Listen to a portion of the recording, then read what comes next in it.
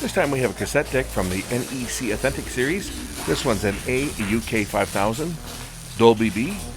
Records on normal, ferrochrome, and chrome tapes only. Let's check this one out. Look what the cat dragged in today. Looks like this guy bought this at Talais, which is a second-hand shop. Paid $35 for it, and apparently it doesn't work. And the instructions that came with this is, if I can fix it for $50, he'll go for it. If it's going to cost more than $50 to fix, I guess I get a tape deck. This, of course, is a nice old NEC Authentic series cassette deck, black, mechanical, love it. It's a two-head deck, of course. Dolby noise reduction. It's got microphone inputs as well as line inputs on the back. And the complaint on this one is it hums. Actually, the complaint on it hums out of the right channel. We'll get that straightened out. So let's power it up before I do anything, before I take it apart. Let's try playing a tape and just experience what the problem is. Now, if the lighting looks a little different, if it looks a little brighter and a little more color accuracy, looks a little better than it did, it's because I've added some new lights into the studio here. I'll let you guys take a boo of what I've got here. I picked up two 85 watt. These are 5500 Kelvin compact fluorescent photography lights. So there's one of them there within a reflector. And the other one I've got hanging over the bench. It looks blue by comparison to the other light, which is 3000. So I've got the 5500 and the 3000. The one behind it's actually a 65 watt. And then the 85 watt in front. And the 85 watt is noticeably brighter. But having the two different color tones, I think it just gives me an overall a good color balance in here in the shop. The other lights that are overhead are a combination of LED and fluorescent. This is my overhead lighting, which is comprised of a couple of full spectrum 5500 Kelvin linear fluorescents, along with these two 85 watt compact lights. You can see how much brighter they are than the 40 watt linear, and then of course a bunch of LEDs which are the warmer color. So I think this gives me a good complement of light, and just looking at the videos that I've shot since putting these in, I notice an improvement in the color balance right away. But not too bad. Those 85 watt bulbs were $18 a pop on Amazon, two for $36 Canadian. I like them. I think I'm going to buy a few more because they really do add a lot of extra light here in the shop. Makes it easier for me to see what I'm doing, and I think the resulting pictures look great. So we'll open this up,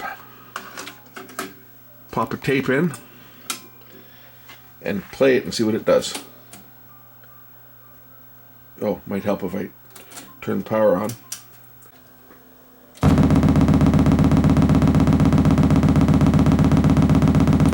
That's what we call motorboating. So that problem is typically related to a problem with the record play switches. So I'm going to open the unit up, and we'll start at the record play switches, as that's typically a symptom that the switches themselves, the contacts have gone bad.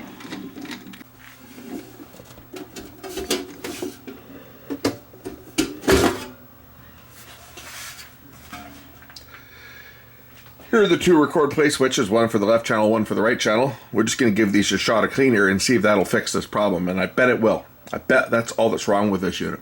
So I'm just going to use Neutral on this one. That's just because that's the cleaner I've got handy. I could use Deoxit. Deoxit's going to perform exactly the same function as Neutral. I've got lots of Neutral. I don't have a lot of Deoxit, and Deoxit's expensive, so I've been using this one. Plus my Deoxit, I lost the top. It fell off the shelf, and the little straw and the top vanished somewhere under my bench, and I haven't got down there on my hands and knees to look for it. So I'll use it until this one runs out, and then I'll pop this one onto the top of it. But for people wondering why I haven't been using Deoxit, it's not that I don't like Deoxit. I think Deoxit's excellent. But this is the old classic Neutral. I've got a couple cans of this from going way back. And when this stuff was made, this was great. The new stuff I don't think is nearly as good as the old stuff was. I'm going to turn the unit on its side so that I can get into the switches here and give them a shot of cleaner, and have the cleaner go down into the switch to clean where it needs to clean. The reason I don't think the new Neutral is as good is it's alcohol based and it's environmentally friendly, whereas this older Neutral is Freon TF based. Yeah, the switch is over here. You can't buy this stuff anymore because it's classified as an ozone depleting substance. And then I'll work the switches by just activating the record play mode, moving the arm back and forth. See, on this machine here, this is the lever that activated when you put it in record. That pulled the switches. So by doing that, I'll clean up the switches. I'll give another shot of cleaner down this side of the switch, just so that I got both sides of the switches clean. So we'll put some cleaner also into the back side of the switches here.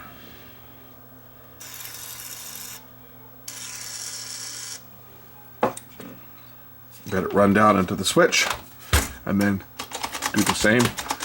Activate the switch.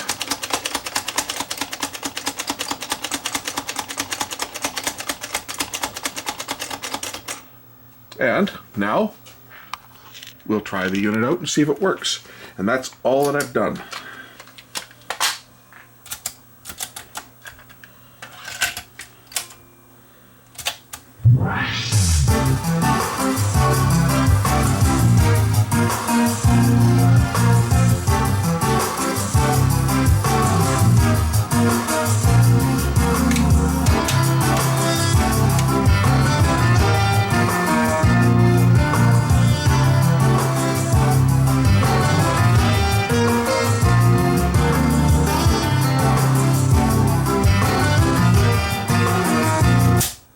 Sounding pretty good. Let's check the speed out and see how accurate the speed is on this old machine that's been sitting around for a number of years, I'm sure.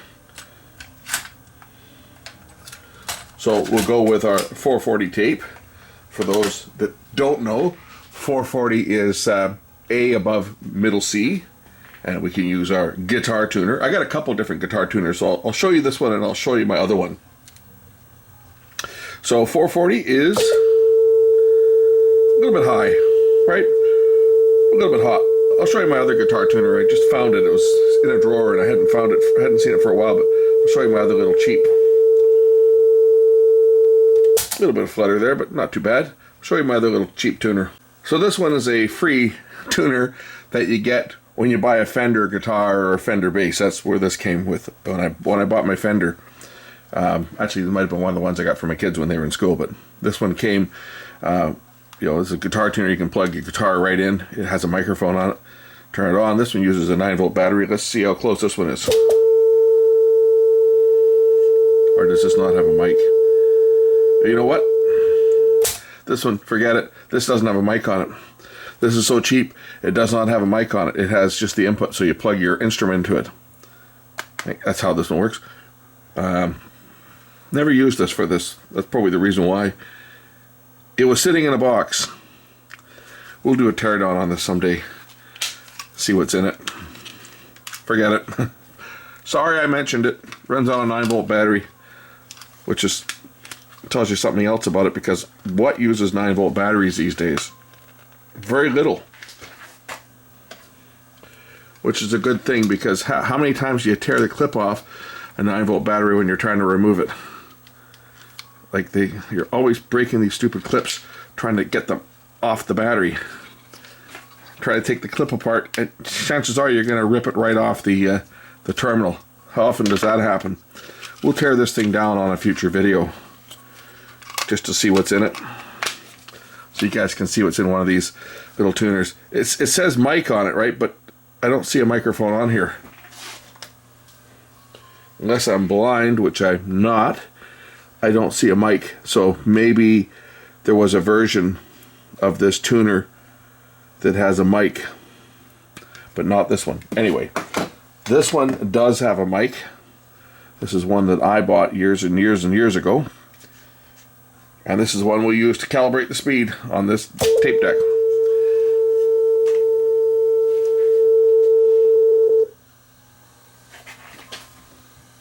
Oh. Tape's at the end. Gotta rewind it.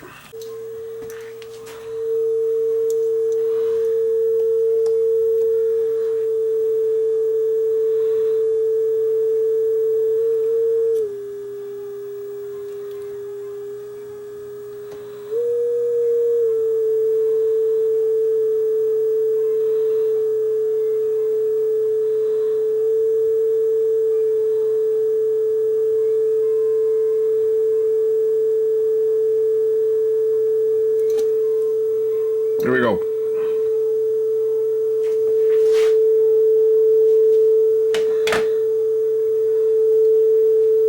Okay, that's sounding good.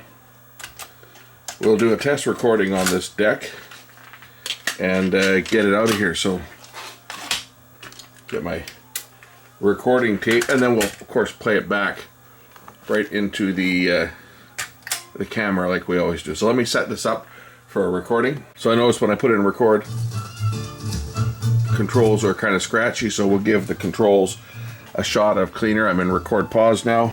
If we look at the date code on the motor, it looks to be February 1st, 1979. So that gives you an idea. This is a 1979 or 1980 tape deck. Probably 79, I would think, is when this one hit the store shelves.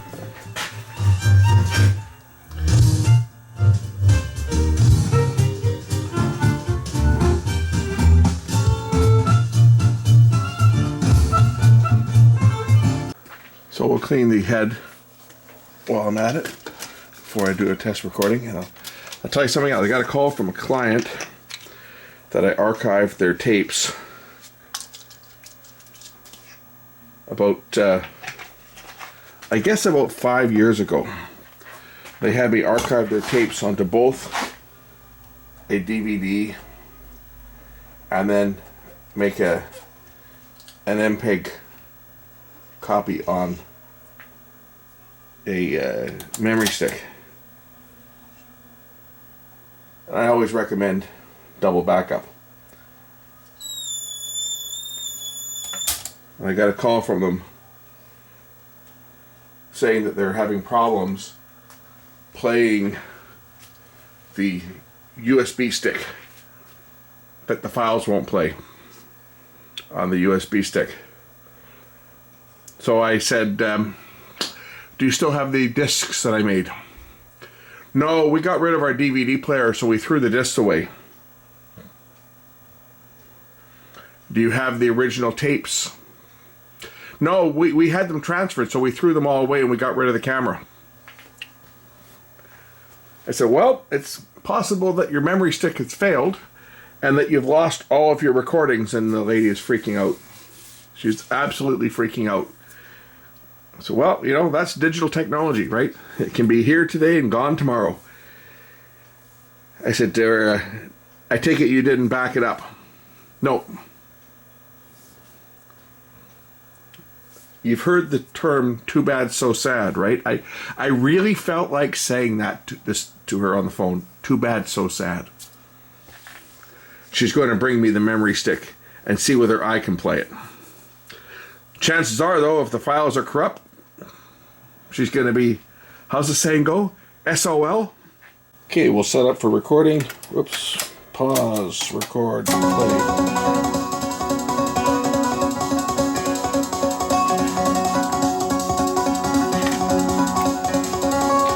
Gotta find something to play here.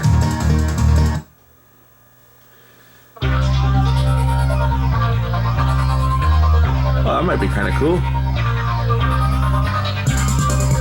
Yeah, maybe we'll do that one.